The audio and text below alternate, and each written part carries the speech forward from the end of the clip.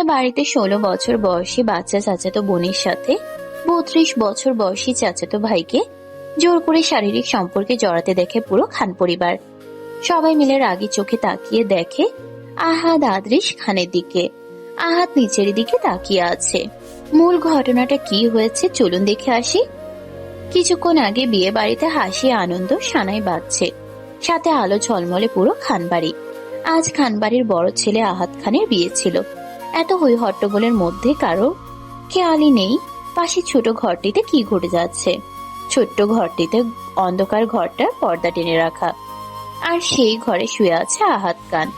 শরীর তার অস্থির আর চোখ দুটো লালচে, কেমন যেন গলা শুকিয়ে যাচ্ছে আহাদের।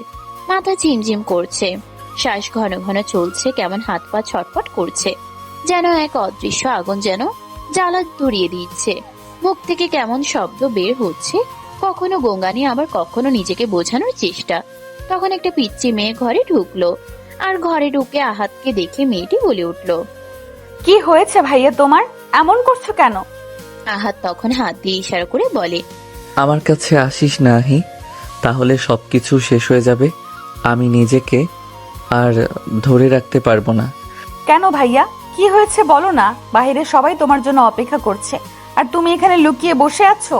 কথাগুলো বলতে বলতে আহি আহাদের আগে গিয়ে বসে আর আহাদের বাহু জড়িয়ে ধরে ওর সাথে নিচে যাবার বায়না করতে লাগলো। এদিকে আহির স্পর্শে নিজেকে আর ঠিক রাখতে পারলো না। তার ভেতরে জেগে ওঠা যৌবন আর আকাঙ্ক্ষাকে এতক্ষণ সামনে রাখলেও তার 16 বছর বয়সী চাচাতো বোনকে দেখে তার আকাঙ্ক্ষা আরো তীব্র থেকে তীব্রতর হয়ে উঠলো। চলো ভাইয়া, চাচি তোমাকে ডাকছে, তুমি বউ আনতে যাবে না?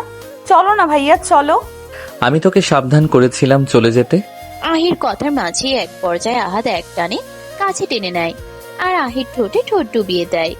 আহি আহাদের এমন আকস্মিক কাজে ভয়ে সিটিয়ে যায়, বারবার ওর বুকে ধাক্কা দিতে লাগলো।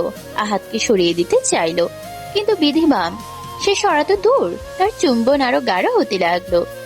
মাঝে মাঝে চুম্বন বাইটে পরিণত হচ্ছে। আহির ঠোঁট কেটে রক্ত ঝরছে। আহি ধীরে বলে উঠে, আমাকে কেন ব্যথা দিচ্ছ আহাদ ভাই? প্লিজ আহি, আমাকে বাধা দিস না। মানতে পারবো না আমি নিজেকে কন্ট্রোল করতে পারছি না। না আহাদ ভাই, আমার কষ্ট হচ্ছে, ছেড়ে দাও। আহির কথার কোনো উত্তর না দিয়ে আহাদ ওকে এক ঝটকায় কোলে তুলে বিছানায় শুয়ে দিল। আহির এবার ভয় হচ্ছে। আহি চিৎকার দিয়ে উঠল। আহাদ একটানে আহির সব কাপড় খুলে ফেললো, কারণ আহাদ তো আর নিজের মধ্যে নেই। এক প্রকার জোর করেই আহির সাথে আহাদ শারীরিক সম্পর্ক করতে শুরু করে। আহি তীব্র ব্যথায় চিৎকার করে ওঠে। ওর চিৎকারে পুরো রুম ধ্বনিতে ভরে উঠেছে, কিন্তু বিয়ে বাড়ির সব কোলাহল বাজনার জন্য আহির আত্মচিৎকারের শব্দ হাওয়ায় মিলিয়ে যাচ্ছে। ফলস্বরূপ আহি আর এই যন্ত্রণা সহ্য করতে না পেরে গোংরাতে গোংরাতে জ্ঞান হারায়। এদিকে সাবিহার শাড়ি পরে ওই ছোট রুমটির দিকে আসলো, এবং আহাদ আর আহির অন্তরঙ্গ অবস্থা দেখে সে যা বোঝার তা বুঝে গেল যে তার সব প্ল্যান নষ্ট করে দিয়েছে আহি। সে ওই রাগে আহিকে না বাঁচিয়ে উল্টো বাহিরে থেকে দরজাটা লাগিয়ে দিয়ে বাড়ির সবাইকে এই রুমে ডেকে আনলো। সবাই রুমে ঢুকে এই অবস্থা দেখে আটকে উঠে দেখে আহাদের কোনো হুঁশ নেই, আর বেচারা আহিতা অনেক আগেই জ্ঞান হারিয়েছে। ছেলের এই অবস্থা দেখে আহাদের মা রুমানা আহাদকে সরিয়ে দিয়ে আহির গায়ে চাদর পেঁচিয়ে দেয়। আহির বাবা দৌড়ে এসে মেয়ের পাশে বসে দেখে মেয়ে নিথর দেহ বেড়ে পড়ে আছে। মেয়ের এই অবস্থা দেখে আহির বাবা আকরাম খান আহাদের উদ্দেশ্যে চিৎকার করে বলে ওঠেন, তুই এটা কি করে করতে পারলি আহাদ? তোর এত বড় সাহস কি করে হলো আমার এই ছোট্ট মেয়েটার সাথে এমন করা? তোকে আমি ছাড়বো না জানোয়ার। ভাইয়ের এমন কথা শুনে আজহার খান ছেলের উপর রেগে পরপর থাপ্পড় দিতে লাগলো, কিন্তু আহাদের কোনো খেলদোল নেই। সে এখনো ঝিমোচ্ছে। কেন বলি তুই এমন? তোর বিয়ের দিন এই ছোট্ট মেয়েটার সঙ্গে এমন অমানবিক আচরণ কিভাবে করতে পারলি? তোর কি একটাবারও বিবেকে বাঁধলো না?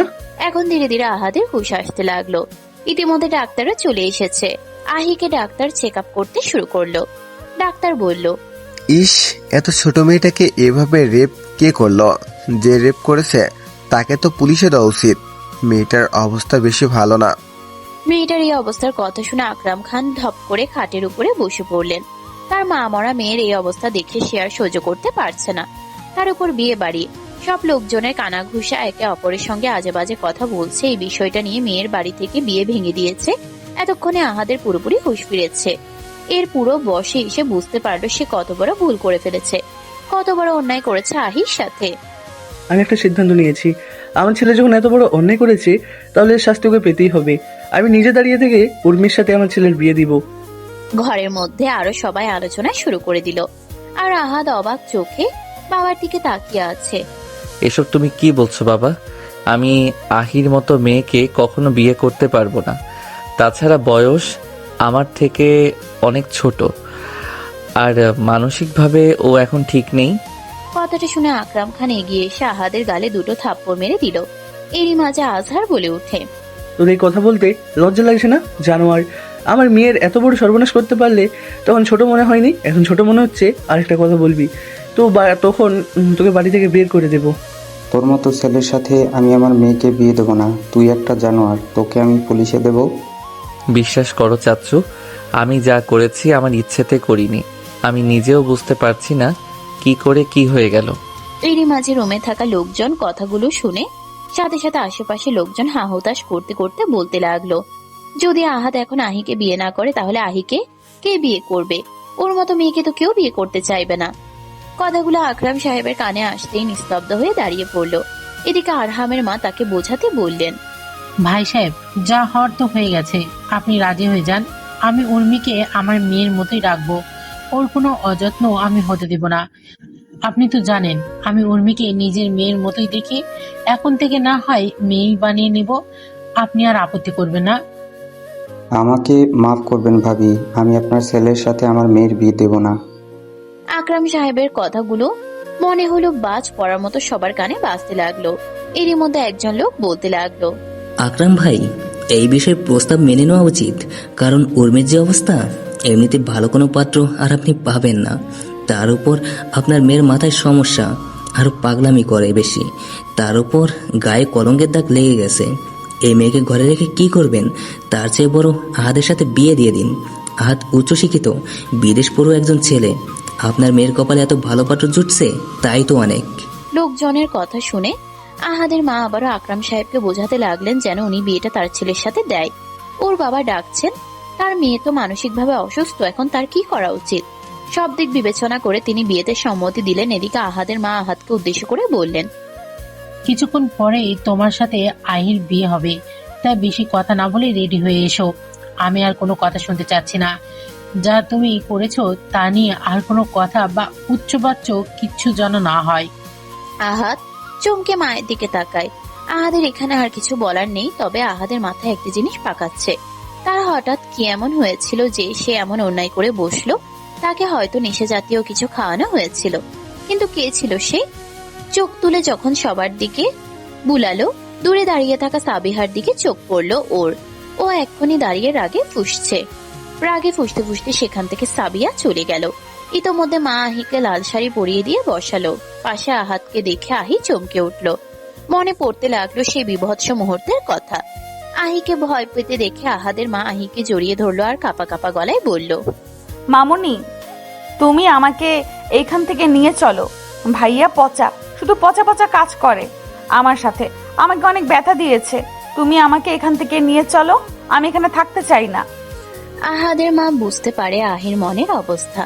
সে কি বলেছে মেয়েটাকে সান্ত্বনা দেবে তা খুঁজে পেল না। আহির বাবা মেয়ের কাছে এসে বসলো। ইতিমধ্যে কাজী সাহেব চলে এসেছে। আহাদ ও আহির বিয়ে পড়ানোর কাজ শুরু হয়ে গিয়েছে। আহাদ এখনো মাথা নিচু করে বসে আছে। আহিকে কবুল বলতে বলা মাত্রই আহি কবুল বলে দিয়ে ওর মামনির বুকে মুখ গুজে দিল। রওশন আর কি করবে, কেউ কবুল বলে দিল। আছে কিছুক্ষণের মধ্যে ওদের বিয়ে কমপ্লিট হলো। কমপ্লিট হওয়ার পরে আহাদের মা আহিকে নিয়ে আহাদের রুমে চলে গেল। সেখানে অবশ্য বাসরঘর আগে সাজানো ছিল লাল গোলাপ আর রজনীগন্ধার গন্ধে পুরো রুমটা ভরে আছে। আর তার মাঝে আহিকে শুয়ে দিল। আহি ঘুমিয়ে আছে। এদিকে আহাদ রুমে আসলো। তার রুমে আহিকে দেখে সে মনে মনে ভাবতে লাগলো, আহি, আমাকে তুই মাফ করে দিস। আমি তোর সাথে এত বড় একটা অন্যায় করে ফেললাম রে। আমি নিজেও বুঝতে পারছি না কেন এমনটা হলো। আমি ইচ্ছে করে কিছু করিনি রে পাগলি, আমাকে মাফ করে দিস। তারপর চারদিকে চোখ বুলাতেই দেখলো বাসর ঘরটা পুরো ফুলে ফুলে সাজানো। আর এরকম সাজানো গোছানো রুম দেখে আহাদ তর করে দিয়ে গেল। তার এই রুমের সাজসজ্জা দেখে নিজের উপরেই উপহাস করতে ইচ্ছে করছে। আজ কি হতে যাচ্ছিল আর কি হয়ে গেল? কি করে ফেলেছে এই অসহায় ছোট্ট মেয়েটার সাথে? তার কিছু ভালো লাগছে না, রাগে মাথা ফেটে যাচ্ছে। তারপরেও সে এটাই ভাবছে এমনটা হওয়ার কি কারণ। মনে মনে ভাবছে তার সাথে এমন কি হয়েছিল। ভাবতে লাগলো বরযাত্রী বের হওয়ার আগে তাকে এক গ্লাস জুস দিয়েছিল, সেটা খেয়ে এসে রুমে এসেছিল। তারপরে আর তার কিছু মনে নেই। না, আমি যা ভাবছি সেটা যদি হয়, একবার আমাকে ব্লাড টেস্ট করাতেই হবে। আহাত মনে মনে কথাগুলো বলতে বলতে রাগে ফুঁসতে ফুঁসতে গ্যারেজ থেকে গাড়ি নিয়ে বের হয়ে গেল নার্সিং হোমের উদ্দেশ্যে। সেখানে গিয়ে তার ব্লাডের নমুনা দিয়ে গেল। বলেছে রিপোর্ট কালকে তাদের বাসায় পৌঁছে দেওয়া হবে। এবারে বাড়ির উদ্দেশ্যে রওনা হলো। ইতিমধ্যে আহাদের ফোন ভেঙে গেছে। আহাদের মা এসে আহিকে নিয়ে ড্রেসিং টেবিলের সামনে বসালো। আগে শাড়িটা খুলে নতুন একটা সুতির শাড়ি তাকে পরিয়ে দিল আর সুন্দর করে সাজিয়ে দিল। এরই মধ্যে রুমে এলো তার ছোট ভাইয়ের বউ রিনা। রিনাকে দেখিয়ে আহাদের মা রুম থেকে বাইরে চলে গেল। আহি, তোমাকে কিছু কথা বলবো, মনোযোগ দিয়ে শুনবে আর যা বলবো তা মতো কাজ করবে। আমরা কেউ তোমার খারাপ চাই না। এখন তোমার বিয়ে হয়ে গেছে, বিষয়টা মাথায় রাখবে। তুমি এখন ওই বাড়ির বউ হও। কি সব বলছো ভাবি? আমি তো কিছুই বুঝতে পারছি না। মামনি এসে লাল শাড়ি পরিয়ে দিয়ে গেল, তুমি এগুলো বলছো? আমি এই ঘরে কেন ভাবি? আমি আমার রুমে যাব। দেখো আহি, আজকে দুপুরে যা হয়েছে খুব খারাপ হয়েছে, কিন্তু এখন তোমার স্বামী, এটা তোমাকে মানতে হবে। এখন আর ছেলে মানুষই করা চলবে না। রিমির মুখ থেকে আহাদের কথা শুনে আহি ভয়ে কিছুটা সিটিয়ে গেল। কারণ দুপুরের ঘটনার পর থেকে আহাদকে আহি ভয় পাচ্ছে। তার নাম শুনে আঁতকে উঠছে। দৃশ্যগুলো চোখের সামনে ভেসে উঠছে। আহি জোরে জোরে কেঁদে উঠল। ভয় পেও না রাহি, তুমি এখন আহাদ ভাইয়ের বউ। দুপুরে যেটা হয়েছে সেটা অন্যর ছিল, আর আহাদ ভাই এখন তোমার স্বামী। আর একজন স্বামী স্ত্রীর মধ্যে দুপুরের হওয়া ঘটনাগুলো একদম স্বাভাবিক। তুমি ভাইয়াকে ভয় পাবে না, সে যা বলবে তাই তুমি করবে। আহির কান্নার শব্দ শুনে আহাদের মা রুমে প্রবেশ করলো। রিমিকে চোখের ইশারায় চলে যেতে বলল। তখন সে আহির মাথায় হাত বুলিয়ে দিয়ে বলতে লাগলো, আহি মামনি, কেমন লাগছে এখন তোমার? ভালো লাগছে না মামুনি, প্রচুর ব্যথা করছে। আর দেখো না রিমি ভাবি কি সব বলছে। মামনি, তোমার আহাদ ভাই একটু ভুল করেছে, তোমাকে ব্যথা দিয়েছে। শুধু তোমার আহাদ ভাই তোমাকে অনেক ভালোবাসি। তুমি কি তোমার আহাদ ভাইকে ভালোবাসো না? তুমি এমন করে থাকলে তোমার আহাদ ভাই তো কষ্ট পাবে। ভালোবাসি তো মামুনি, আমি আহাদ ভাইকে কষ্ট পেতে দেব না। কত ভালোবাসি, কিন্তু দুপুরে যে আহাদ ভাইয়া পচা পচা কাজগুলো করলো, সেই জন্যই তো আমি একটু ভয় পেয়ে গেছিলাম। আর ভয় পাবে না, তোমার আহাদ ভাই তোমাকে আদর করবে, ভালোবাসবে, আবার বকাও দেবে। কিন্তু তুমি আহাদ ভাইকে ছেড়ে কোথাও যাবে না। একটু পরে তোমার আহাদ ভাই আসবে, তুমি তাকে মোটেও ভয় পাবে না, কেমন? আজকে থেকে তুমি আহাদ ভাইয়ের পুতুল বউ, আর তোমার আহাদ ভাই তোমার পুতুল বর। তুমি আর তোমার পুতুল বর আজ থেকে একসাথে থাকবে, ঠিক আছে? না, আমি আহাদ ভাইয়াকে আমার পুতুল বর বানাবো না। আহাদ ভাইয়া পচা, আমাকে ব্যথা দেয়। এমন কথা বলতে নেই মা, আল্লাহ কিন্তু পাপ দেবে। এখন থেকে তোমার যা করবে তুমিও তাই বলবে, তাই করবে। আল্লাহ পাপ দেবে, ঠিক আছে, আমি আর এমন বলবো না। ভাইয়াকে আমার পুতুল ঘর বানাবো। যাও এখন বিছানায় গিয়ে বসে থাকো, আমি তোমার পুতুল বরকে পাঠিয়ে দিচ্ছি। কেন ভাইয়া কেন আসবে? তার কথা বলার মাঝে রিমি আবার রুমে ঢুকলো। তারপর আহির কানে কানে ধীরে ধীরে বলল, আহি, ভাইয়া যা করবে তুমি তাকে মানা করবে না, ঠিক আছে? দুপুরের মতো করতে চাইলে না করবে না। মামুনি, তার মানে তুমি বলছো দুপুরের ওই পচা কাজ আবারও করতে হবে? আহি কথাটি একটু উচ্চস্বরেই বলল। রিমি দ্রুত আহির মুখ চেপে কানে কানে আবার ফিসফিস করে বলল, আহা, আস্তে কথা বল, সবাই শুনে ফেলবে তো। আমি কি তোমাকে এসব কথা বলছি, কাউকে বলবে না কিন্তু। আমি যা বলছি মনে রেখো। আহি অবুঝের মতো মাথা নাড়ালো। সে বোঝালো যে আচ্ছা ঠিক আছে, সে যা বলেছে তাই করবে। এর মাঝে আহাদের মা আবার রুমে এলো। আহির মাথায় হাত বুলিয়ে দিয়ে মনে মনে ভাবতে লাগলো, আমাকে মাফ করে দিস মা, আমি আর স্বার্থপর হয়ে গেছি। তবে যা হওয়ার হয়ে গেছে। আমি এখন চাই তোদের দুজনের সংসারটা যেন গুছিয়ে দিতে পারি। আমি জানি আমার ছেলে তোকে কোনোদিনই কষ্ট দেবে না। আহাদের অপেক্ষা করতে করতে আহি ঘুমিয়ে গেল। আহাদ এসে সোফার উপরে শুয়ে পড়লো। 3টার দিকে আহি কেঁদে উঠলো। তার শরীরে প্রচুর ব্যথা করছে। সে ফুপিয়ে ফুপিয়ে কেঁদে উঠলো। চলতে চলতে এসে ড্রেসিং টেবিলের সামনে গিয়ে দাঁড়ালো, গায়ে থেকে শাড়ির আঁচলটা সরিয়ে আয়নায় দেখলো তার সারা শরীরে জখম হয়ে রক্ত জমে আছে। আহি আঘাতগুলো দেখলো আর ফুপিয়ে কাঁদতে লাগলো। ভাইয়া খুব পচা, আর কথাও বলবো না ভাইয়ার সাথে। আহির কান্নার শব্দে আহাদের ঘুম ভেঙে গেল। আহাদ ধীর পায়ে আহির পেছনে এসে দাঁড়ালো। আহি আহাদকে দেখে বলতে শুরু করলো, তুমি খুব পচা আহাদ ভাই, দেখো তো আমাকে কত ব্যথা দিয়েছো। তুমি অনেক পচা ছেলে। খুব ব্যথা করছে পুতুল, ভাইয়া অনেক পচা করেছে তাই না? খুব কষ্ট হচ্ছে, ঘুম আসছে না? ঘুম আসবে কিভাবে? এই পচা শাড়ি পরে আমার খুব অস্বস্তি হচ্ছে, শাড়ি আর পরবো না। তারপরে দেখো এগুলো অনেক ব্যথা করছে। আহাদ পুরো শরীরের দিকে একবার তাকালো। সত্যি তো, শরীরে যেন রক্ত জমাট বেঁধে বেঁধে আছে। নিজের উপর কিছুটা ধিক্কার হলো। ওই ছোট্ট মেয়েটার সঙ্গে কি করে ফেলেছে। এই মুহূর্তেই নিজেকে সামলে নিয়ে আহিকে নরম গলায় বলল, শাড়িটা পরে নে পুতুল পরি, এভাবে থাকতে নেই। না, আমি পচা শাড়ি আর পরবো না ভাইয়া, এটা পরে আমার প্রচুর গরম লাগছে। আহাদ কিছু একটা ভেবে ওর আলমারির দিকে চলে গেল। সেখানে গিয়ে তার একটা টি শার্ট আর ট্রাউজার নিয়ে এসে আহির হাতে ধরিয়ে দিল আর বলল, যা এটা পরে আয়। আমি তো পরতেই পারি না ভাইয়া, আমাকে তো মামুনি জামা কাপড় পরিয়ে দেয়। যেভাবেই হোক পরে আয়, না হলে সারা রাত কিন্তু ওয়াশরুমে থাকতে হবে। আমি কিন্তু কেঁদে দেবো ভাইয়া, আমি সত্যি জামা কাপড় পরতে পারি না। আহি আর কি করবে, যেমন তেমন করে উল্টো করে টি শার্টটা পরে নিল। হাতার মধ্য দিয়ে মাথা ঢুকিয়ে গলার জায়গাটা দিয়ে হাত ঢুকিয়ে বেরিয়ে এসেছে। আহাদ ওই অবস্থা দেখে হাজবেন্ড একা লেবু ঝরতে পারছে না। আহাদ বলল, পুতুল পরি, এটা তুই কি করেছিস? যা জামাটা খুলে ঠিক করে পরে আয়, তাহলে তোকে আইসক্রিম খাওয়াতে নিয়ে যাব কাল। আইসক্রিমের কথা শুনে আহি আবার ওয়াশরুমে ঢুকে গেল। অনেক চেষ্টার পরে সে টি শার্টটা পরতে পারলো। সে পেটিকোটের উপরে টি শার্টটা পরে রুমে এলো। আহাদ এবার দেখে বলল, এবার ঠিক আছে। তারপর আহিকে নিয়ে গিয়ে বিছানায় শুয়ে দিল। আহি ঘুমানোর পরে আহাদ সোফায় এসে শুয়ে পড়লো। সকালবেলা আহাদের ঘুমটা ভেঙে গেল। আগে সে আবার ফিরে বিছানায় তাকাতেই দেখে আহি ঘুমের মধ্যে এলোমেলো হয়ে ঘুমিয়ে আছে। তার পেটিকোটটা হাঁটুর উপর অব্দি উঠে আছে। আহাদ চোখ অন্যদিকে ফিরিয়ে নিয়ে মনে মনে বলল, না, এই বাচ্চা বউকে আমাকে সামলাতে হবে। ও গড করা বাকি আছে। যে বয়সে নিজের বাচ্চা সামলানোর কথা, তা না করে এখন বাচ্চা বউ সামলাচ্ছি। ইতিমধ্যেই ঘুম ভেঙে গেছে। আহির চোখ মেলে আহাদকে দেখে বলে উঠল, এই পুতুল বর, তুমি এত পচা কেন? দাদি বলেছে তুমি নাকি আমার পুতুল বর। পুতুল বর তো এত পচা হয় না। আমি পচা? তুমি পচা। আচ্ছা, আমি তো তোকে আইসক্রিম চকলেট কিনে দিব, তাও কি আমি পচা হব? চকলেটের কথা শুনে চোখ চকচক করে উঠল আর বলল, না না, তুমি পচা না, তুমি আমার ভালো পুতুল বর। আহির কথা শুনে আহাদ মনে মনে বলতে লাগলো, আমায় ক্ষমা করে দিস পুতুল পরি, আমি তোর জীবনটা এইভাবে নষ্ট করতে চাইনি। আমি তোকে সুস্থ করে তুলবো, স্বাভাবিক জীবন দিব, তোর জন্য ভালো লাইফ পার্টনারও খুঁজে দেব।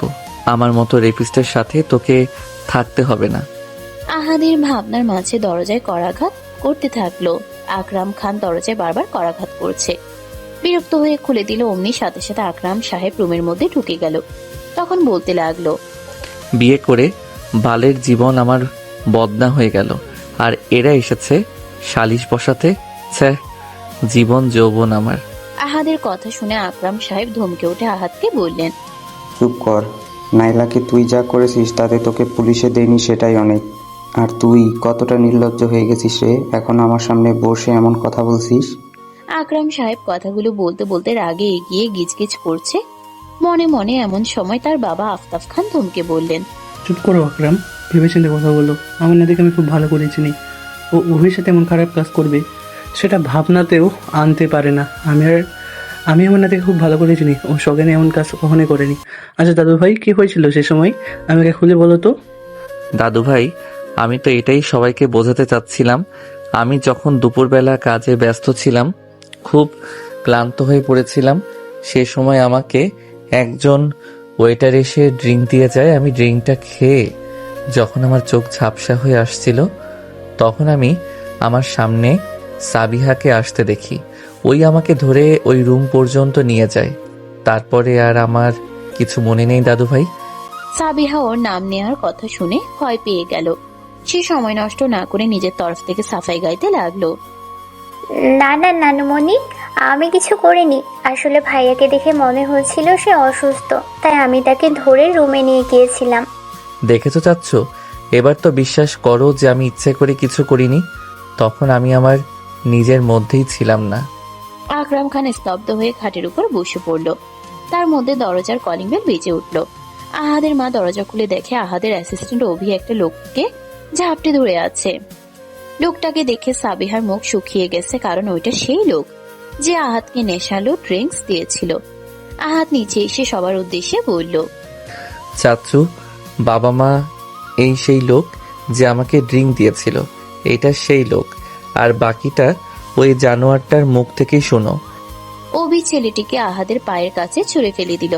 তখন ছেলেটি তেজ দেখিয়ে বলল, আপনারা আমাকে কোনো প্রমাণ ছাড়া কিছু বলতে পারেন না। কোনো প্রমাণ ছাড়া কাউকে হেনস্থা করা অন্যায়। ছেলেটার কথা শুনে অভি বিলেনি হাসি দিয়ে একটা রিপোর্ট বের করলো পকেট থেকে। তারপর আহাদ রিপোর্টটা হাতে নিয়ে বলে উঠল, এখন তুই সত্যিটা বলবি, না হয় আমি তোর এমন হাল করব যে নিজের পায়ে জীবনেও উঠে দাঁড়াতে পারবি না। ছেলেটা এবার ইতিউতি করতে লাগলো। আজ ছেলেটার দিকে এক নজরে তাকিয়ে পর্যবেক্ষণ করছে। আজও যদি সত্যি না বলে তাহলে আজও খারাপ কিছু করে দেবে। সাবিহা ভয়ে ওয়েটারের দিকে তাকিয়ে ইশারা করছে যে ও যেন কিছু না বলে। ওয়েটার একবার সাবিহা একবার আহাদের দিকে তাকাচ্ছে। আহাদ রক্তচক্ষু নিয়ে তাকিয়ে আছে তার দিকে। তা দেখে ছেলেটা ভয়ে ভয়ে আবারও বলল, আমি এসব কিছু করিনি, আমার কোনো দোষ নেই। এবার আর আহাদ চুপ করে থাকতে পারলো না। তেড়ে গিয়ে এলো পাথারে কিল ঘুষি দিতে লাগলো। ঘুষিগুলো যেন এক একটা বজ্রপাতের মতো লাগছে, পড়তে লাগলো ছেলেটার গায়ে। মুহূর্ত পরেই দেখা গেল মেঝেতে লুটিয়ে পড়েছে। তারপরেও ছেলেটা কিছু বলছে না, তাই আহাদ রেগে বলতে লাগলো, সত্যিটা কি বলবি? এখনো সময় আছে। সত্যিটা না বললে তোকে এই দুনিয়া থেকে আউট করতে আমার বেশি সময় লাগবে না। ছেলেটা এবার ভীষণ ভয় পেল। দ্রুত গিয়ে আহাতে দুপা চড়িয়ে ধরলো আর বলল, আমি কিছু করিনি স্যার, বিশ্বাস করুন। আমাকে টাকা দেওয়া হয়েছিল আর বলা হয়েছিল ড্রিঙ্কটা আপনাকে দেওয়ার জন্য। আমি তো জানতামও না ওটাই কিছু মেশানো ছিল। কে টাকা দিয়েছিল? ছেলেটা এবার সরাসরি সাবিহার দিকে আঙ্গুল তুলে দেখালো আর বলল, ওই ম্যাডাম আমাকে টাকা দিয়েছিল আর বলেছিল আপনাকে ড্রিঙ্কসটা দিতে। সাবিহার চোখ বড় বড় হয়ে গেল, সাথে সাথেই নিজেকে বাঁচাতে বলে ওঠে, আমি কিছু করিনি। এই ছেলে মিথ্যা বলছে বড় মামা। এই ছেলে তুমি মিথ্যা কথা বলছো কেন? কে তোমাকে মিথ্যা বলতে বলেছে? হ্যাঁ, আরে চুপ করুন ম্যাডাম, মিথ্যা কেন বলবো আমি? স্যার, আমি সত্যি বলছি, এই ম্যাডামই আমাকে টাকা দিয়েছিল। সাবিহা হঠাৎ চেঁচিয়ে বলে উঠল, হ্যাঁ আমিই করেছি। আর কেন করেছি জানতে চাইছো না? তবে শোনো, আমি ভালোবাসি আহাদ ভাইকে, তাই চেয়েছিলাম আহাদ ভাইকে নিজের করে নিব। মাঝখান থেকে ওই পাগল আহি এসে আমার সব আশা আকাঙ্ক্ষা ভেঙে দিল। মনে হচ্ছিল ওকে গলা টিপে মেরে ফেলি। বল, কে টাকা দিয়েছিল? আজ তুই যা করেছিস তার কোনো ক্ষমা নেই। আমি এক্ষুনি পুলিশে কল করছি। তোকে তোর উপযুক্ত শাস্তি পেতেই হবে। আহাদের কথাগুলো শুনে ওর মা বলে উঠল, না, আহাদ এমন কিছুই করবে না। কারণ বাসায় পুলিশ আসলে এই খানবাড়ির মান সম্মান নষ্ট হয়ে যাবে আর আহিকে নিয়ে অনেক প্রশ্ন উঠবে। তাই আমি এসব চাইছি না। সাবিয়া, তুই এই বাড়ি ছেড়ে এক্ষুনি চলে যাবে আর কোনোদিন এই বাড়িতে পাও রাখবে না। আহাদ ভাই, আমি তোমাকে 7 বছর ধরে ভালোবাসি। তুমি এভাবে আমাকে ফিরিয়ে দিও না ভাইয়া, প্লিজ। তুমি আহির মতো বোকা পাগল মেয়ে বিয়ে করেছো, সংসার করতে পারবে না ভাইয়া। প্লিজ আমাকে তুমি বিয়ে করে নাও, প্লিজ। আমি তোমার দ্বিতীয় স্ত্রী হিসেবে থেকে যাব, প্লিজ ভাইয়া। তাও আমাকে ফিরিয়ে দিও না।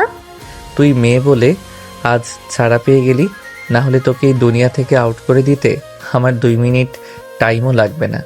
যা আমার চোখের সামনে থেকে। আহাদের কথা শুনে সাবিহা কাঁদতে লাগলো। তারপরে আহির দিকে তাকিয়ে বলল, তোকে আমি কখনো সুখে থাকতে দিব না। তোর জীবনকে আমি নরকে পরিণত করে দিব, এটা আমার প্রতিজ্ঞা। রাত বাজে 7টা। আহাদের মা আয়েশা হাতে মেডিসিন নিয়ে আহির পেছনে ঘুরছে, কিন্তু আহির নাছর বান্দা, সে তো কিছুতেই মেডিসিন খাবে না। আয়েশা খান বলে উঠল, প্লিজ আহি, মেডিসিনটা খেয়ে নাও। তোমার বাবা আর পুতুল বর খুব রাগ করবে। না মামুনি, আমি এই পচা তিতা মেডিসিন খাবো না। আমার এগুলো ভালো লাগে না। এরই মাঝে আহাত রুমে এসে দেখলো তার মা আর পিচ্চি বউয়ের কথা। তার মা তার কাছে এসে ওষুধগুলো হাতে দিয়ে বলল, দেখ না বাবা, ওষুধগুলো খাওয়াতে পারিস কিনা, আমি আর পারছি না। আমি কিভাবে ওষুধ খাওয়াবো? আরে চেষ্টা তো করে দেখ। বলে আহাদের মা গড়গড় পায়ে রুম ছেড়ে বেরিয়ে গেছে। আহাদ দীর্ঘশ্বাস ফেলে আহির কাছে এগিয়ে গেল, সোজা আহির পাশে গিয়ে বসলো, তারপর আহিকে ওর কোলে বসালো। আহি হঠাৎ এমন কাজে আহাদকে দেখে ভয় পেয়ে যায় ও আহাদের থেকে দূরে সরে যেতে চায়। আহাদ আহিকে বোঝানোর ভঙ্গিতে বলল, আমি না তোর পুতুল বর, তাহলে আমাকে দেখে কেন ভয় পাচ্ছিস? আহাদের কথা শোনার পরেও আহি তাও ভয় পাচ্ছে। তখন আহাদ আহির কপালে একটা গভীর চুম্বন করে। আহি এমন আদুরে পরশ পেয়ে কিউট করে বলে উঠল, ভাইয়া, তুমি আমার আগের মতো হয়ে যাও, আমার ভালো ভাইয়া, আমার পুতুল বর। আচ্ছা ঠিক আছে, আমি আবার আগের মতো হয়ে যাব, কিন্তু তার আগে এই ওষুধগুলো তো খেতে হবে। ওষুধ তিতা, ওয়াক, আমি খাবো না। পুতুল, তুই যদি এখন ওষুধগুলো খাস তাহলে আমি তোকে মিল্ক শেক খাওয়াবো। কি মিল্ক শেক? আমি এক্ষুনি খেয়ে নেব। আমি তো তোমার লক্ষ্মী পুতুল বউ, তাই না? আমি তো তোমার সব কথা শুনি, বলো। আহাদ মুচকি হাসি দিয়ে মেডিসিনগুলো খাইয়ে দিল। দেখো ভাইয়া, আমি তো তিতা মেডিসিন খেয়ে নিয়েছি, এখন মিল্ক শেক বানিয়ে দাও। আহির এমন কিউট কিউট কথাগুলো শুনে আহাদ মুচকি হাসলো। তারপর আহিকে কোলে করে রান্নাঘরের দিকে হাঁটা দিল। এখন কেউ নিচে নেই, সবাই ঘুম। আহিকে সোজা কিচেনে নিয়ে গিয়ে কেবিনেটে বসিয়ে দিল। তারপরে মিল্কশেক বানাতে শুরু করলো আর আহি হাততালি দিচ্ছে। ওর হাততালি দেয়া দেখে আহাদ বলে, পুতুল পরি, আস্তে, সবাই শুনে ফেলবে তো। আহাদ মিল্কশেক বানিয়ে আহিকে দিল। আহি তো খুব খুশি। নিজে খেতে গিয়ে আহাদের দিকে মিল্কশেক এগিয়ে দিয়ে বলল, তুমি আগে খাও পুতুল বর। আহাদ মিল্কশেকটা ঘুরিয়ে নিয়ে আহিকে খাইয়ে দিল। আহাদ আহির ঠোঁটের দিকে এক নজরে তাকিয়ে আছে। আহাদ মনে হচ্ছে নিজের মধ্যে নেই। হুট করে আহির ঠোঁট নিজের দখলে নিয়ে নিল। 5 মিনিট পর আহাদের হাতটা মেয়েলি মাংসপিণ্ডে চলে যায়, সাথে সাথে হালকা চাপ প্রয়োগ করতে লাগলো। আহি আহাদের এমন কাজ দেখে চোখ বড় বড় করে তাকিয়ে আছে। আহাদ তো আহির ঠোঁটের সুধা পান করতে মত্ত। চুম্বন আরো গভীর হতে আহি আহাদকে একটা ধাক্কা দেয়। আহাদ আহির ধাক্কায় 2 পা পিছিয়ে গেল। ঠিক তখনই হুঁশে আসলো সে। তখনই বুঝলো যে সে আবার কি ভুল করে ফেলেছে। আহি এদিকে কাঁদতে শুরু করেছে। পুতুল বর, তুমি আবার আমাকে ব্যথা দিলে, আমার তো শ্বাস আটকে যায়, তোমার সাথে আর কথাই বলবো না। আহির কথায় আহাদ আহিকে জড়িয়ে ধরে মানাতে লেগে পড়ে। সকালবেলা গভীর ভাবনায় ডুবে আছে আহাদ। এর মাঝেই তার মা বলে উঠল, কিরে, কি ভাবছিস বাবা? আমার তোমার সাথে কিছু কথা আছে মা। হ্যাঁ বল, কি বলবি বাবা? মা, ভাবছি কালকের ফ্লাইটেই সুইজারল্যান্ড চলে যাব। তারপর তুমি তো জানো আমার প্রফেশনাল, তারপর আবার ব্যবসা সামলাতে হচ্ছে। এমনিতেই অনেক দিন গ্যাপ হয়ে গেছে। হ্যাঁ যাবি, অবশ্যই যাবি। আমি আহির সবকিছু গুছিয়ে রেডি করে রাখবো। গুছিয়ে রাখবো মানে? আহি কোথায় যাবে? কেন, তোর বউ তোর সাথেই যাবে। কিন্তু বাবা, আমি ওকে কিভাবে দেখে রাখবো? আমি তো ওখানে কাজে ব্যস্ত থাকবো। তোমার বউয়ের দায়িত্ব তোমাকে নিতে হবে, নিজের দায়িত্ব চাইলেও এড়ানো যাবে না। আমি কি বলেছি আমি আহির দায়িত্ব নেব না? আমি ওর সকল দায়িত্ব নেব, কিন্তু ওকে নিয়ে সুইজারল্যান্ড কিভাবে নিয়ে যাব? ওখানে আমি কাজে ব্যস্ত থাকবো, আহিকে দেখবে কে? আমি কিছু জানি না, তোমার বউ তুমি যেখানে যাবে সেখানে নিয়ে যেতে হবে। এতক্ষণ সবার কথাগুলো শুনছিল আহি। আহাদ রুমে আসতেই আহি বলল, এই পুতুল বর, তুমি আমাকে ছেড়ে চলে যাবে? কে বলেছে আমি আমার পুতুল বউকে রেখে চলে যাব? আহি আহাদের কথা বিশ্বাস করলো না। আহাদের গলাটা আরো জড়িয়ে বলল, তুমি আমায় ছেড়ে যেও না, আমি তোমার লক্ষ্মী পুতুল বউ হয়ে থাকবো, পিঙ্কি প্রমিস। পিঙ্কি প্রমিসের মানে বুঝিস? পুতুল বউ? বুঝি তো, পিঙ্কি প্রমিস মানে হলো কথা দিয়ে কথা রাখা। আমি তোমার সব কথা রাখবো। আচ্ছা ঠিক আছে, এখন বল, সকালে নাস্তা করেছিস পুতুল? না, খাইনি, তবে তুমি খাইয়ে দিলে খাবো, কারণ তোমায় আমি পিঙ্কি প্রমিস করেছি না তোমার পুতুল বউ হয়ে থাকবো। আহির কথা শুনে নিজ হাতে খাইয়ে দিচ্ছে আহাদ। খাওয়াতে বসে বারবার ওর হাত আহির ঠোঁটের সাথে স্পর্শ লাগছে। প্রতিটি স্পর্শে আহাদ ঘোর লাগা চোখে তাকিয়ে আছে আহির দিকে। ওকে এভাবে তাকিয়ে থাকতে দেখে আহি বলল, কি হয়েছে তোমার পুতুল বর? আহির কথায় আহাদের সম্বিত ফিরে এলো। আহাদ আমতা আমতা করে বলতে লাগলো, কই কিছু না পুতুল, তুই বাকি খাবারটা একটু শেষ কর, আমি একটু আসছি। কথাটা বলেই আহাদ ওর সামনে থাকে না, দূরে সরে যায়। কারণ আহির প্রতি এই অনুভূতি আজ নতুন নয়, অনেক আগে থেকে ওর প্রতি এমন ফিলিং আছে। কিন্তু আগে নিজেকে বুঝিয়েছে পুতুল ছোট, তাই হৃদয়ে মাঝে তার সুপ্ত অনুভূতিগুলো চাপা দিয়ে দিয়েছিল। কিন্তু এখন আহি আহাদের বউ, এখন কিভাবে অবাধ্য অনুভূতিগুলো আবার তার মনে বাসা বাঁধতে চাইছে। আহাদ বিড়বিড় করে বলল, না, এটা আমি কি করছি? আহি অনেক ছোট। আহাদ একটা সিদ্ধান্ত নেবার চেষ্টা করলো, তাকে আহির থেকে দূরে থাকতেই হবে, না হলে খারাপ কিছু হয়ে যাবে। ওর ভাবনার মাঝে আয়শা রুমে প্রবেশ করলো। তুই যদি আমাকে আগে থেকে বলতিস তাহলে আমি আহির জিনিসপত্র গুছিয়ে রাখতে পারতাম। মা, পাগলামো করো না। আহিকে আমার সাথে নেয়া মানে বোকামি। তুই কেন বুঝতে পারছিস না? তুই ওকে এখানে রেখে গেলে আহির কি হবে? এসব নিয়ে তুমি চিন্তা করো না মা। কাল থেকে আহিকে দেখাশোনার জন্য মেইড আসবে। আহিকে দেখাশোনার জন্য কাল থেকে আহির সব দায়িত্ব সেই পালন করবে। তুই কি মনে করেছিস আমি আহিকে দেখে রাখতে পারবো না? আমি ভয় পাচ্ছি যে পরিস্থিতিতে বিয়ে হয়েছে, তারপর যদি তুই ওকে রেখে বিদেশে চলে যাস তাহলে সমাজের লোক কি বলবে? মেয়েটাকে ওরা কথার বানেই মেরে ফেলবে। এতই ছোট মানুষ, কিভাবে আমরা ওকে সবার কাছ থেকে বাঁচাবো? আয়েশা কথাগুলো বলে রুম থেকে বের হয়ে গেল। আহাদ আহির কাছে গিয়ে বসে। আহি ঘুমাচ্ছে, আহাদ ওর মাথায় হাত বুলিয়ে দিয়ে বলতে লাগলো, কি করব পুতুল পরি, তোকে মুক্ত আকাশে উড়তে দিয়ে মনে হয় খাঁচায় আটকে ফেললাম। সারা রাত ভাবনা চিন্তা করে দেখলো আহাদ, তারপরও বাহিরে যাবার সিদ্ধান্ত পাল্টে ফেললো। সে আর যাবে না সুইজারল্যান্ড, সে তার পুতুল পরীকে নিয়েই থাকবে। আহাদের সিদ্ধান্তে পরিবারের সবাই খুশি। 7 দিন পরে আহাদ ও আহি চট্টগ্রামে যাচ্ছে। মূলত আহাদ যাচ্ছিল 2 দিনের জন্য, কিন্তু বাড়ির সবাই আহিকেও নিয়ে যেতে বলল, তাই ওকেও সাথে নিয়ে আসে। ওরা সবে মাত্র ওদের বাংলোতে পৌঁছালো। ভাইয়া, আমার খিদে পেয়েছে। আচ্ছা খাবি তো, কিন্তু তার আগে তোকে ফ্রেশ করিয়ে আনি চল। আচ্ছা চলো। আহাদ আহিকে ফ্রেশ করিয়ে আনে, তারপর বাড়ির কেয়ারটেকার খাবার দিয়ে যায়। খাবারটা খাইয়ে দিয়ে ওকে বুকের মাঝে নিয়ে শুয়ে পড়ে। পরদিন সকালে আহিকে ঘুমন্ত রেখে অফিসে চলে যায়। চাচাকে বলে যায় খেয়াল রাখতে। আহাদ মিটিং শেষ করে 11টার দিকে বাসে আসে। এসে দেখে আহি সবে ঘুম থেকে উঠে বসেছে। দেখে বলে, উঠেছিস পুতুল, আয় ফ্রেশ হয়ে নে। বলেই অফিসের ব্যাগটা রেখে আহিকে কোলে তুলে নিয়ে বাথরুমে নিয়ে গেল। আহিকে ফ্রেশ করিয়ে পাশে আসতেই আহি দুষ্টুমি করে ঝর্ণার পানি ছেড়ে দেয়। মুহূর্তের মধ্যেই দুজনেই ভিজে একাকার। আহি সাদা কুর্তি ভেদ করে স্পষ্ট সব বোঝা যাচ্ছে। তা দেখে আহাদের মাথা এলোমেলো হয়ে যাচ্ছে। পুতুল, আজ যদি একটু ব্যথা দেই তাহলে কি খুব কষ্ট পাবি? বল না পুতুল। এমন কেন বলছো ভাইয়া? তুমি কেন ব্যথা দেবে? তুই কিন্তু আমাকে পিঙ্কি প্রমিস করেছিলি, আমি যা বলবো তাই করবি। হ্যাঁ, তো বলো কি বলবে, আমি তাই করব।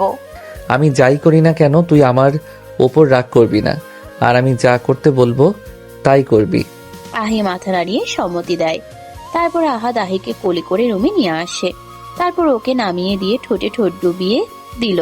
চুষে নিতে লাগলো মধুর সুধা। আহিও কিছু বলেনি, কারণ সে তার পুতুল বরকে আদর করতে দিচ্ছে।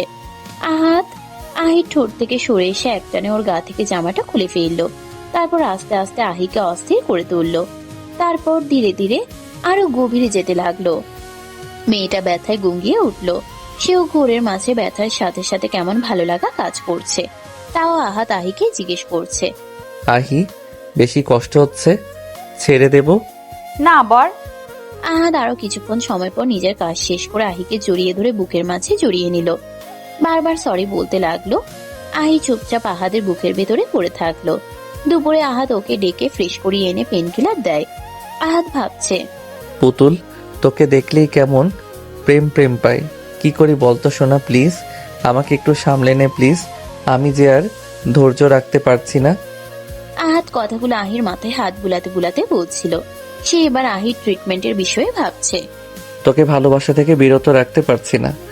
তোকে এবার পুরোপুরি সুস্থ হতে হবে, তোকে স্বাভাবিক জীবন যাপন করতে হবে। আমি নিজে তোকে ট্রিটমেন্ট করাবো। এদিকে আহি বাড়ির বাহিরে আছে আজ 1 দিন হচ্ছে। আকরাম খান চিন্তায় পাগল হয়ে যাচ্ছে। তার মেয়েকে সে কোনোদিন তার কাজ ছাড়া করেনি। নিজের কাছে কাছে রাখতো সব সময়। আর হ্যাঁ, আহি এমন ছিল না, আগেও পুরোপুরি ভালো ছিল। যেদিন তার মা মারা যায় তার পরদিন থেকে দেখা যায় তার অস্বাভাবিক আচরণ। তারপর থেকে আহি হারিয়েছে তার স্বাভাবিক জীবন।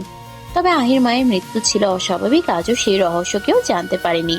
সেটা শুধুমাত্র আহি জানে, কিন্তু আহি বলার মতো অবস্থায় আর নেই। আহি সব ভুলে গেছে।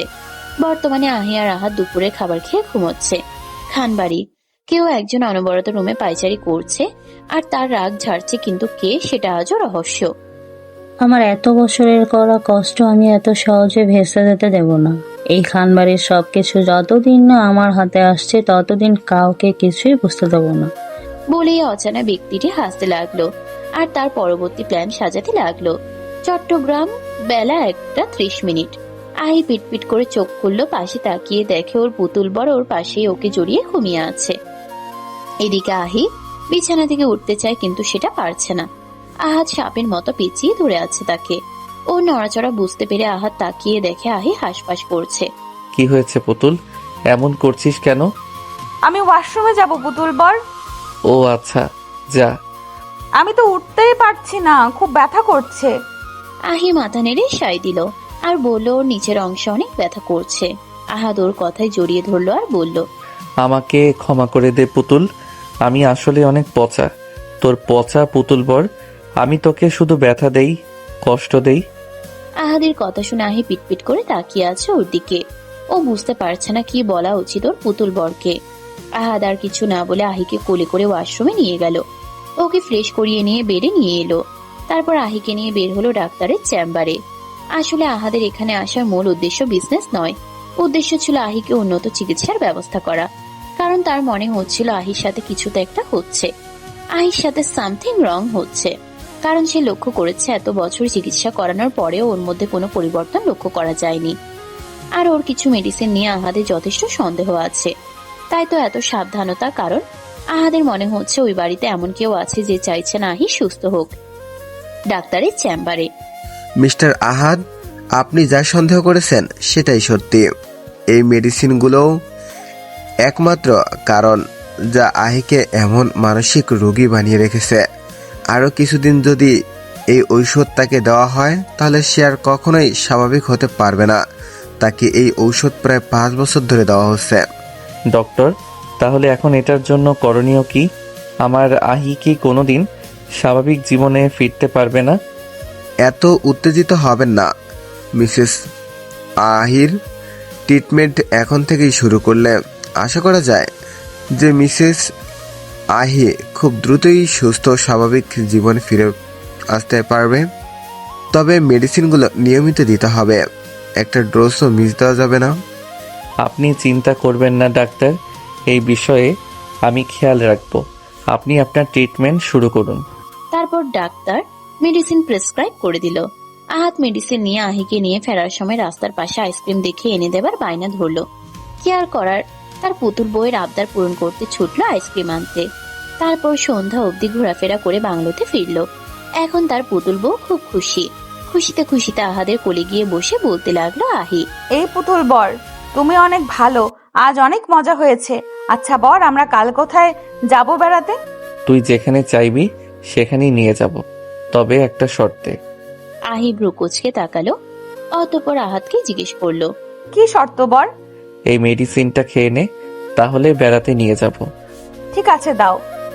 এমনি আস্তে আস্তে দুজনের খুনছুটি চলতে লাগলো। আহাদের সাথে ধীরে ধীরে সহজ হচ্ছে আহি। তবে স্বামী স্ত্রীর সম্পর্ক সম্বন্ধে এখনো বোঝে না, তাতে কি, আহাত না হয় তার অবুঝ বউকে নিয়েই থাকলো। রাত 1টা, আহি ঘুমিয়ে আছে আহাতকে আষ্টে পিষ্টে জড়িয়ে ধরে। হঠাৎ এর মাঝে আহির এক হাত গিয়ে ছুল আহাদের স্পর্শকাতর স্থানে। এমনিতেই আহাত বউকে কাছে পাওয়ার তখনই চলছিল, তার উপর এহেন কাণ্ডে কি আর করার, শেষে যা হবার তাই হলো। আহাদ আহিকে ঘুরিয়ে ওর উপরে উঠে গেল। আহির হঠাৎ ঘুম ভেঙে গেল, চোখ মেলে দেখলো আহাদ ওর উপরে কেমন করে যেন তাকিয়ে আছে। তাই দেখে আহি বলল, কি হয়েছে পুতুল বর, তুমি কি দেখছো? আর তুমি সরো আমার ওপর থেকে, আমি ঘুমাবো। প্লিজ বউ, বাধা দিস না। আমি পারছি না, ভুলে গেলি তোর প্রমিসের কথা। না পুতুল বর, আমি কালকের মতো ব্যথা দেব না। বলে আহি কান্না করতে লাগলো। কিন্তু আহির কান্না আহাদের কান অব্দি পৌঁছালো না। আহাদ উন্মাদের মতো আহিতে মত্ত হয়ে গেছে। আহাদ যখন চরম উত্তেজনার মুহূর্তে, ঠিক তখনই আহি জোরে চিৎকার দিয়ে উঠল। ঠিক তখনই আহাদের হুঁশ ফিরল। সাথে সাথে আহিকে ছেড়ে দিয়ে উঠে চলে গেল রুম থেকে। শিট, বারবার একই ভুল আমি কি করে করতে পারলাম? আমি কেন নিজেকে কন্ট্রোল করতে পারি না? আহির সান্নিধ্যে থাকলে আমি কেন ভুলে যাই? বলে এর আগে দেয়ালে সজোরে খুশি দিতে থাকে। এদিকে আহি পিটপিট করে তাকিয়ে আছে আহাদের চলে যাবার দিকে।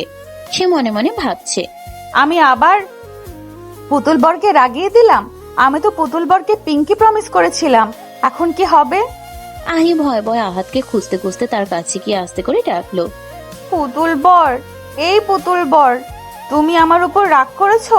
কথা বলো না পুতুল বর, আমি আর অমন করব না। তুমি যা বলবে তাই করব, তাও কথা বলো পুতুল বর।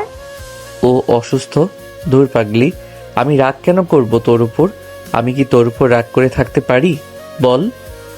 বলেই আহিকে কোলে বসিয়ে গল্প করতে লাগলো। গল্প করতে করতে আহি আহাদের কোলে ঘুমিয়ে পড়ল। আহাদ ওকে খাটে নিয়ে গিয়ে শুয়ে দিয়ে নিজেও ওকে জড়িয়ে ধরে ঘুমিয়ে গেল। দেখতে দেখতে 7 দিন কেটে গেল। আজ আহিদের বাড়ি ফেরার দিন। ওদের চট্টগ্রাম থেকে বাড়ি ফিরতে প্রায় রাত 8টা বেজে গেছে। প্রচুর জ্যাম ছিল রাস্তায়। বাড়িতে প্রবেশ করে আহি দেখলো সবাই ড্রয়িং রুমে বসে আছে। আহি ছুটে গিয়ে তার বাবাকে জড়িয়ে ধরলো আর বলল, বাবা জানো তোমার পুতুল তোমাকে কত মিস করেছে? কত মিস করেছে? এত এত এত মিস করেছে। আহির কথায় সবাই হেসে ফেললো। মামনি বলে উঠল, বড় মাকে বুঝি কেউ মিস করেনি? করেছি তো, অনেক মিস করেছি, তোমাদের সবাইকে মিস করেছি।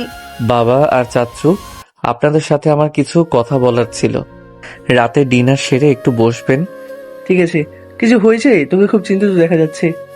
না, তেমন কিছু না। আমি ফ্রেশ হয়ে আসছি। আহি চল, ফ্রেশ হয়ে নিবি। বলে আহিকে রুমে নিয়ে গেল। আহিকে ফ্রেশ করিয়ে নিজেও ফ্রেশ হয়ে নিল। তারপর নিচে গিয়ে রাতের খাবারটা সবাই একসাথে সেরে ফেললো। তারপর আহাত ওর বাবা চাচ্চুকে নিয়ে স্টাডি রুমে গিয়ে আলোচনা শুরু করলো। বাবা, চাচ্চু, আমাদের চট্টগ্রামের যে অফিসে প্রজেক্টে কাজ শুরু হয়েছে সেখানে প্রচুর টাকা ঘাটতি দেখানো হয়েছে, কিন্তু আসলে তেমন কিছুই হয়নি। বরং আমি তো সেই প্রজেক্ট থেকে 10 কোটি টাকা প্রফিট করেছি। আরও আছে, আমাদের অ্যাকাউন্টে থেকে অনেক অনেক টাকা বেহিসাবে সরানো হয়েছে, যা কোম্পানির নাম করে সরানো হয়েছে, কিন্তু কোনো কাজে লাগানো হয়নি। এই ফাইলে সমস্ত ডকুমেন্টস দেয়া আছে, আর এসব কিছুর পেছনে রাফি ভাই আছে। এখন আপনারা ভেবে দেখুন কি করবেন। ভাইয়া, এটা আমাদের সাথে প্রতারণা করা হয়েছে। রফিককে ওর প্রাপ্য শাস্তি দেওয়া উচিত। হ্যাঁ, কালকেই যা সিদ্ধান্ত নেবার নেব, চিন্তা করিস না। যা তোরা ঘুমাতে যা। বাবা, তুমি যাও, আমার চাচ্চুর সাথে কিছু কথা আছে। আহাদের বাবা চলে গেলেন। আকরাম খান বলে উঠলেন, কি হয়েছে রে বাবা? চাচ্চু, আমি এখন যা বলতে চাচ্ছি তুমি মাথা ঠান্ডা করে সবটা শুনবে। কোনো চেঁচামেচি করা যাবে না, না হলে তোমার মেয়ের জীবন সংশয় হতে পারে। আকরাম খান আহাদের মুখে আহির জীবন সংশয়ের কথা শুনে আহাদের 2 হাত ধরে উদ্গ্রীব হয়ে শুধালেন, কি হয়েছে বাবা? আমাকে সবটা খুলে বল। আমার আহিকে কে মারলো বল বাবা, চুপ করে থাকিস না। চাচ্চু, আমি আহিকে লন্ডন থেকে আসা ডাক্তার অ্যালিকসকে দেখিয়েছি।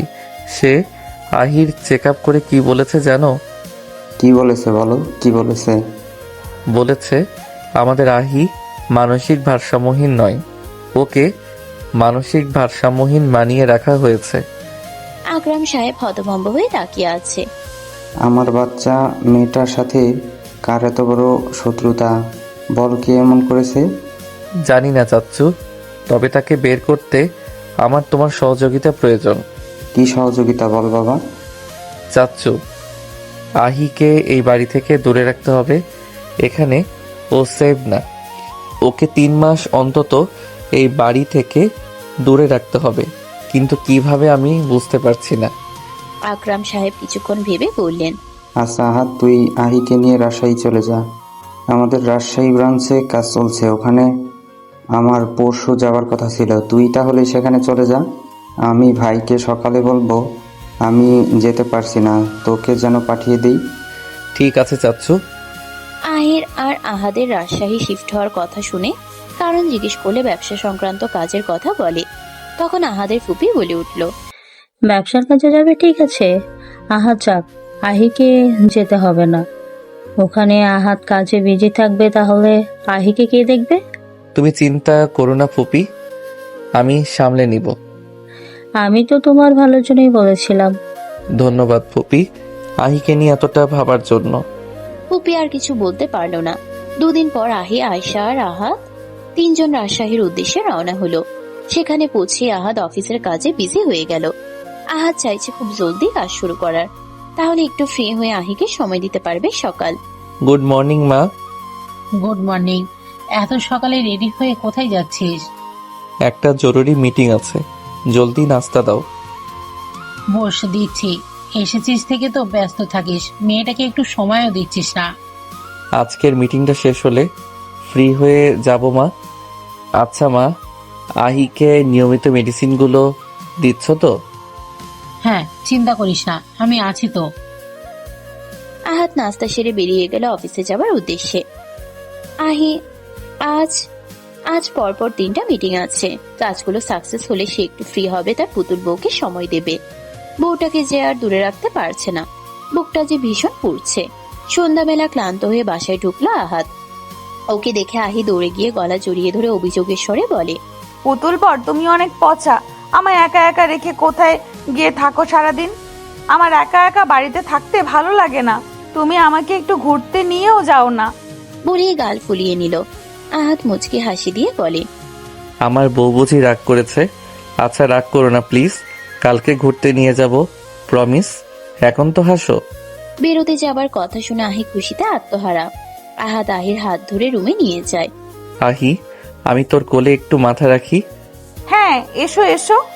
আহাদ আহির কোলে মাথা রেখে কোমর জড়িয়ে ধরল। আহি খিলখিলিয়ে হেসে ওঠে।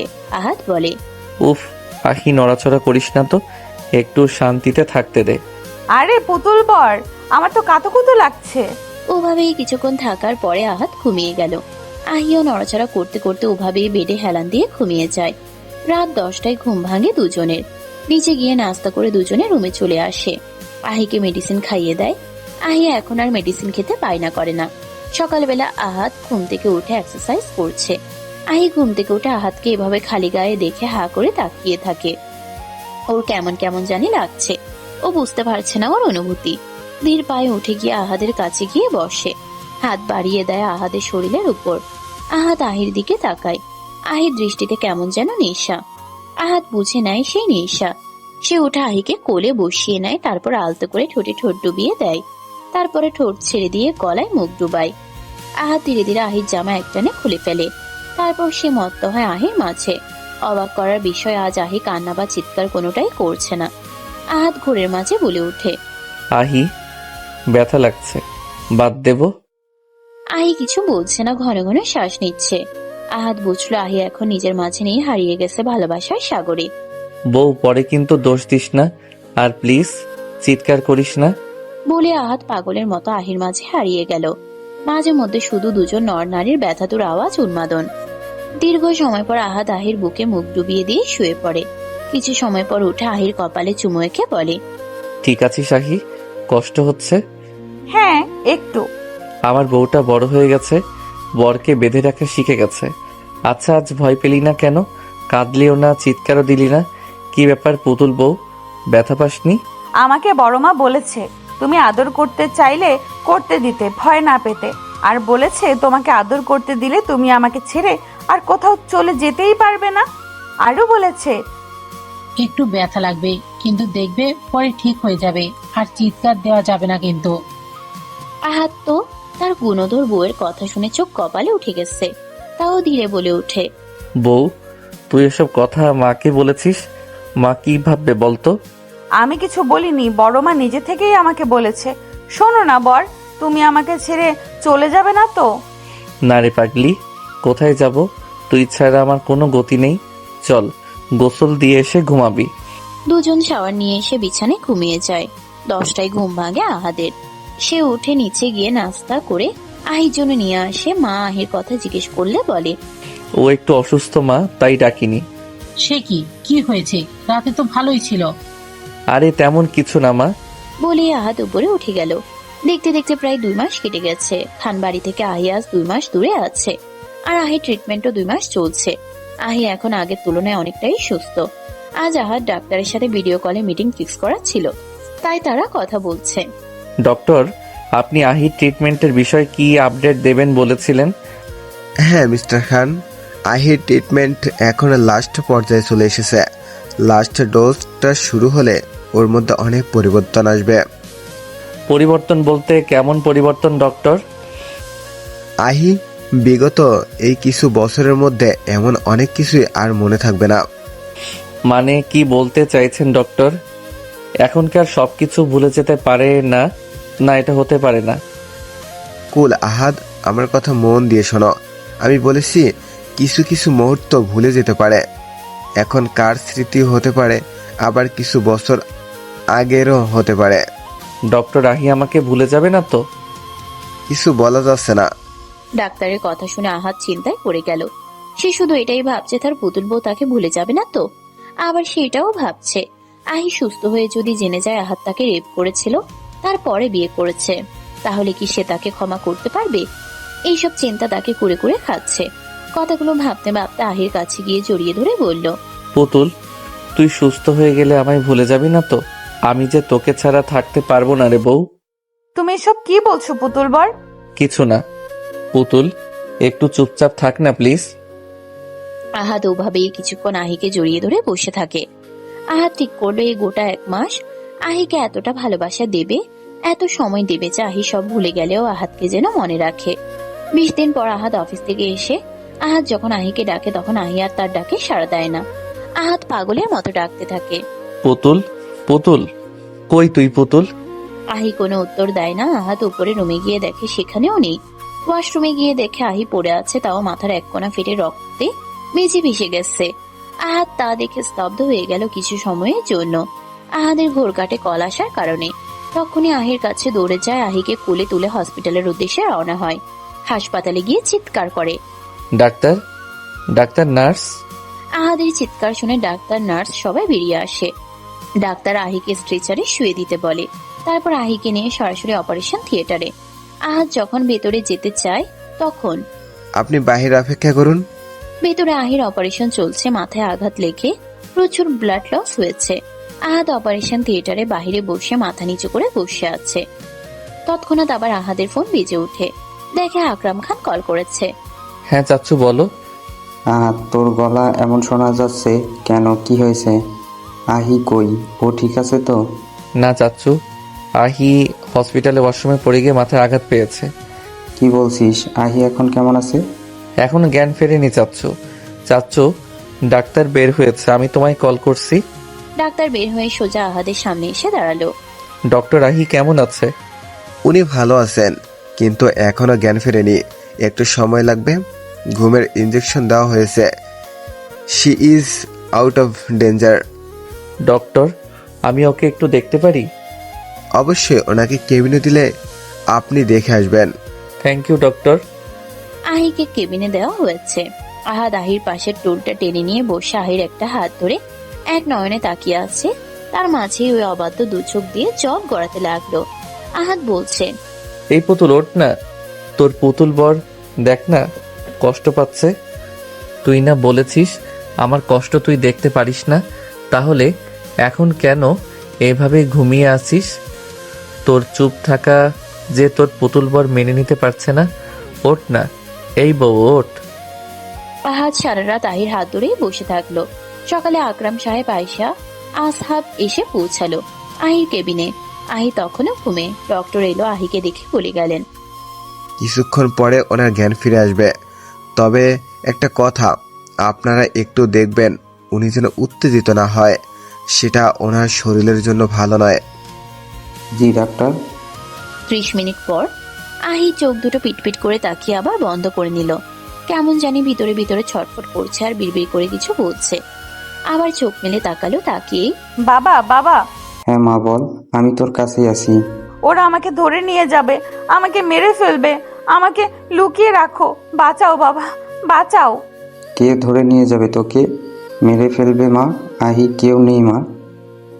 ওই যে বাবা, ওরা আসছে বাবা, ওরা মাকে মেরে ফেলেছে বাবা, আমাকে মেরে ফেলবে বাবা, আমাকে বাঁচাও বাবা, বাঁচাও। আহাদ, ডক্টরকে ডাকো জলদি। আহাদ হন্তদন্ত হয়ে ডাক্তারকে ডাকতে চলে গেল। কিছুক্ষণের মধ্যেই ডাক্তার কেবিনে প্রবেশ করলো। নার্স, ইঞ্জেকশন রেডি করুন জলদি। আহিকে ইনজেকশন পুশ করার পরে আস্তে আস্তে শান্ত হয়ে গেল। তখন ডাক্তার বলল, আমি যা সন্দেহ করেছিলাম তাই হলো। কি বলতে চাইছেন ডক্টর?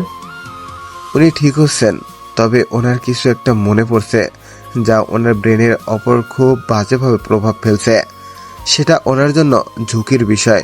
উনি যদি কিছু মনে না করতে পারে তাকে জোর দেবেন না।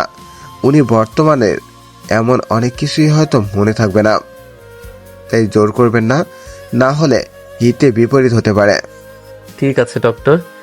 ডক্টর কি বলেছে আহাদ? আহির কিছু মনে থাকতে নাও পারে মানে কি? হ্যাঁ চাচ্চু, তোমাকে আগেই বলেছিলাম সব কিছু। আহি লাস্ট ডোজ মেডিসিন দিলে আহি আগের মতো হয়ে উঠবে, আস্তে আস্তে আগের মতো স্বাভাবিক হয়ে যাবে। বলে ডাক্তার চলে গেলেন। আহাদ আর কথা বলতে পারছে না, কারণ আহাদ ভয় পাচ্ছে যদি আহি ওদের বিয়ের কথা ভুলে যায়, আর যদি ধর্ষণের কথা মনে পড়ে তাকে ঘৃণা করে, তখন কি করবে আহাদ? ও তো আহিকে ছাড়া এক মুহূর্তও দূরে থাকতে পারবে না। আহাদ কেবিন থেকে বেরিয়ে হাসপাতালের বাইরে একটা বেঞ্চে বসে পড়ে। সে আর কিছু ভাবতে পারছে না। চোখ দিয়ে অঝরে পানি ঝরছে তার। কেউ পিছন থেকে ওর কাঁধে হাত রাখলো। আহাদ পেছন ঘুরে তার মাকে দেখে তাকে জড়িয়ে ধরে বলতে লাগলো, মা, আহি যদি আমাকে ভুলে যায় আমি কিভাবে থাকবো মা? আমি ওকে খুব ভালোবাসি মা। মা, ও মা, পুতুল যদি আমাকে ধর্ষক বলে ঘৃণা করে আমি সইতে পারবো না মা। দেখিস, এমন কিছুই হবে না। তুই একটু ভরসা রাখ আল্লাহর উপর বাবা, তিনি সব ঠিক করে দেবেন। সকাল গড়িয়ে দুপুর 3টা। ধীরে ধীরে চোখ খুলল আহি। সামনে আয়েশাকে দেখে বলে উঠল, বড় মা, ও বড় মা, বাবা কোথায়? আহিমা, তোর জ্ঞান ফিরেছে? আহাদ বাবা, এদিকে আয়। কেমন লাগছে মা? আমি ঠিক আছি বড় মা। আমি এখানে কেন? বাড়ির সবাই কই? চাচু, বাবা, দাদি, টুকুন ভাইয়া? তোর বাবা একটু তোর চাচুর সাথে বাইরে গেল। ততক্ষণে আহাদ এসে আহিকে জড়িয়ে ধরলো আর বলল, পুতুল, তুই ঠিক আছিস? ভয় পাইয়ে দিয়েছিলে একদম। ছাড়ো আহাদ ভাই, আমি ভালো আছি। তুমি না সুইজারল্যান্ড ছিলে? কবে আসলে? আহাদ আর আয়েশা বেগম অবাক। কেন, তুই জানিস না কবে এসেছে? না, কবে এসেছে? আর ভাইয়া, তুমি কিন্তু অনেক সুন্দর হয়ে গেছো দেখতে, আগের মতো আর মোটু নেই। আহাদ অসহায় চোখে তাকিয়ে আছে আহির দিকে আর ভাবছে তার পুতুল বউ সত্যি তাকে ভুলে গেল। সে কেবিন থেকে বেরিয়ে গেল। আহাদের খুব কষ্ট হচ্ছে, কি করবে সে? বড় মা, আহাদ ভাই আমার কথায় রাগ করে চলে গেল। তোর পাগলি মেয়ে, ওর রাগ কেন করবে বলতো? ও তো তোর বাবা চাচুকে ডাকতে গেছে।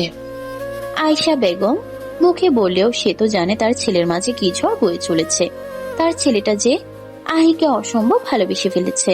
ভাবনার মাঝে আকরাম আর আসহাব খান কেবিনে প্রবেশ করলো। আহি বাবাকে দেখে ডেকে উঠল, বাবা, তুমি কোথায় গিয়েছিলে বলো তো আমাকে রেখে? আমি বাইরে ছিলাম মা, তোকে ছেড়ে কোথাও যাব না। কেমন আছিস মা এখন? বড় বাবা, তোমার না এয়ারপোর্ট থেকে ফেরার সময় আমার পুতুল এনে দেবার কথা ছিল? কই সেই পুতুল? দাও আমাকে, না হলে আমি তোমার সাথে আড়ি করে দেব, আর কথাই বলবো না। আসহাব সাহেব আয়েশা বেগমের দিকে তাকালো। সে ইশারায় বোঝালো আহি বর্তমান সবকিছু ভুলেছে কিনা।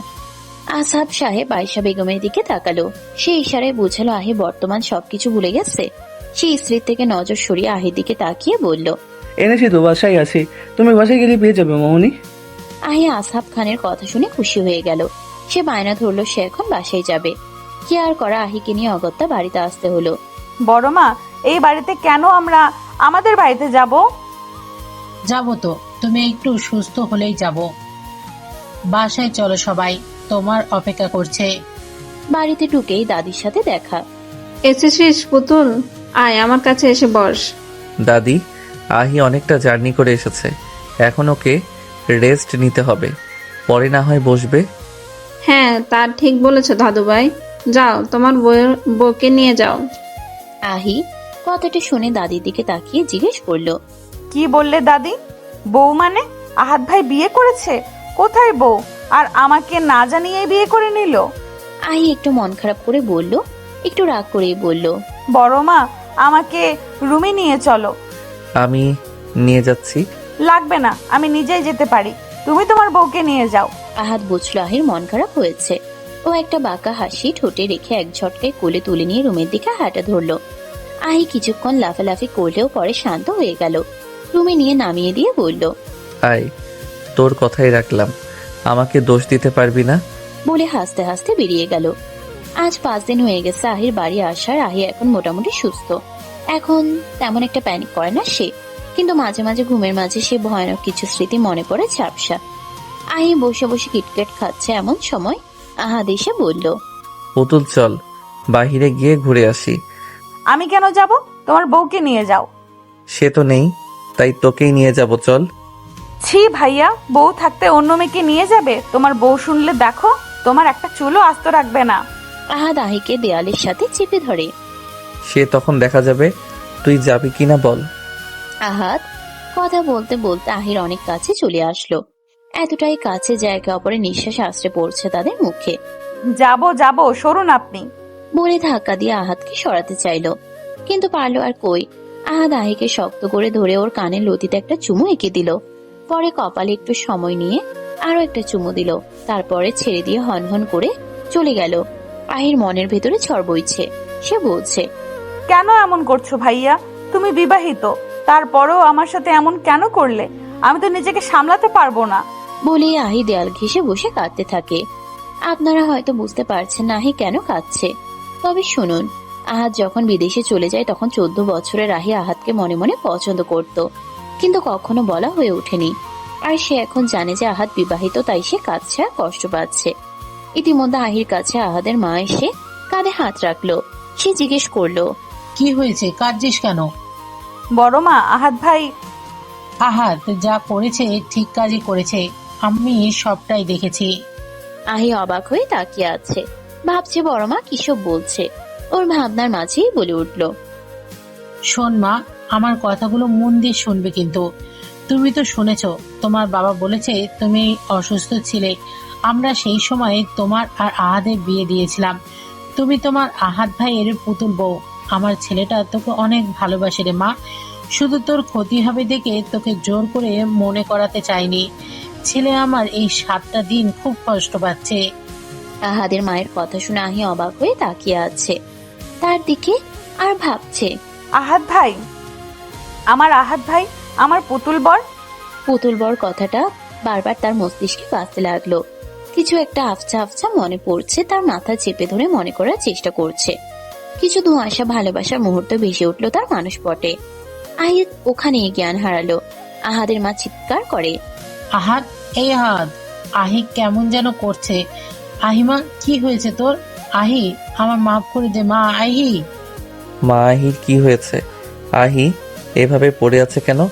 আহি, এই আহি, চোখ খোল সোনা। আহি, এই পুতুল, এই বউ, ওঠ না। আহাদের মা সেন্টার টেবিল থেকে পানি এনে আহির মুখে পানির চাপটা দিল। কিছুক্ষণ পর আহি পিটপিট করে চোখ মেলে তাকালো। নিজেকে আহাদের বাহু বন্ধনে দেখে লজ্জায় লাল হয়ে গেল। আহাদ ওর লজ্জা মাখা মুখ দেখে কপাল কুঁচকে নিল। এর আবার কি হলো? আমি মরছি টেনশনে, আর এ দেখি লজ্জায় লাল নীল বেগুনি হচ্ছে, ব্যাপার কি? ওদের এমন চাওয়াচাওয়ি দেখে আয়শা বেগম রুম থেকে বেরিয়ে গেলেন। আহি বলে উঠল, আমাকে একটু বিছানায় দিয়ে এসো, আমার কেমন যেন লাগছে। আহির এই তুমি সম্বোধনে আরো অবাক হলো আহাদ। তাও কোনো কথা না বলে ওকে বিছানায় নিয়ে শুয়ে দিয়ে আহাদ উঠে আসতে নিলে আহি ওর বুকের কাছে শার্ট খামচে ধরে রাখলো। আহাদ তো একের পর এক অবাকের শীর্ষে উঠে যাচ্ছে। ঠিক তখনই ভেসে আসলো আহির রিনরিনে কণ্ঠস্বর, কোথায় যাচ্ছ পুতুল বর? আহাদ আহির কথা শুনে ওকে জড়িয়ে ধরলো আর বলল, পুতুল, তোর সব মনে পড়েছে? জানিস, আমি খুব ভয় পেয়ে গেছিলাম। তুই বুঝি আমাকে ভুলেই যাবি? না, আমার সব মনে না পড়লেও আমাদের কিছু মুহূর্তের কথা মনে পড়েছে, আর বড় মা বলায় বাকিটা পরিষ্কার হয়ে গেছে। জানো, আমি ঘুম আসলেই আমার কানে বাজতো কেউ আমাকে পুতুল বউ বলে ডাকছে, কিন্তু তার চেহারাটা বুঝতে পারতাম না। আজ বড় মার কথা শোনার পর সেই বরের মুখটা আমি দেখতে পেলাম। আহাদ পুতুলের ঠোঁটে আঙ্গুল ঠেকিয়ে চুপ করিয়ে দিল, আর সে জায়গায় নিজের ঠোঁট মিলিয়ে দিল। এই কয়দিনে তৃষ্ণা মিটিয়ে নিচ্ছে একসাথে। কিছু সময় পর ছেড়ে দিয়ে দুজনেই হাঁপাচ্ছে। চল পুতুল, আমরা আজকেই ঢাকা ব্যাক করব। ওখানে আমাদের এই নতুন জীবন আমরা নতুন করে শুরু করব। হ্যাঁ চলো, তাই হবে। আহাতরা সবাই রওনা হলো ঢাকার উদ্দেশ্যে। তবে আহাত একটু ভয়ও পাচ্ছে, কারণ সেখানেই আহির সবচেয়ে বড় শত্রু আছে। তারপরে আহিকে নিয়ে যাচ্ছে। ও চাইছে সবকিছু গোড়া থেকে উপড়ে ফেলতে, তারপর নতুন করে সবকিছু শুরু করতে। খান বাড়ি। আহি বাড়িতে প্রবেশ করে সামনে দেখে তার ফুপু সিঁড়ি দিয়ে নামছে। হাসতে হাসতে আহি ওনাকে দেখে কেমন যেন সেখানে দাঁড়িয়েছিল। ওভাবে দাঁড়িয়ে কেমন অস্বাভাবিক অ্যাগ্রেসিভ হয়ে উঠল।